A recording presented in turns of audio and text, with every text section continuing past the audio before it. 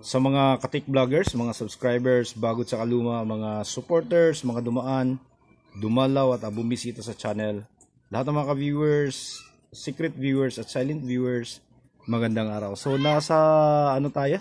Nandito tayo sa kamag-anak ko at nag-home service tayo ng 49 inch na Devant At ang problema nito ay walang display. So ang nangyayari, bagsak yung kanyang VGH. So wala talaga, zero yung VGH.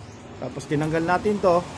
Ayan, tinanggal din natin yan. So wala pa rin wala pa rin yung VGH. Kaya ang ginawa natin, ayan, kung makikita nyo, naghihinang lang tayo. Inihinang lang natin yung mga dyan, nagre-resolder lang tayo. Ayan dyan.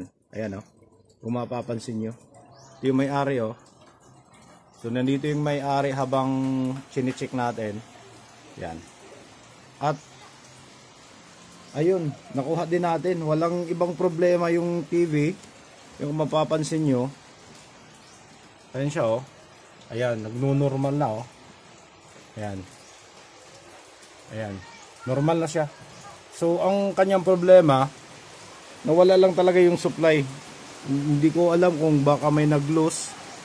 Yan, kaya naghinang lang tayo at ayun naayos na natin. So hanggang dito lang tayo So wala naman tayong ibang ginawa kundi naghinang.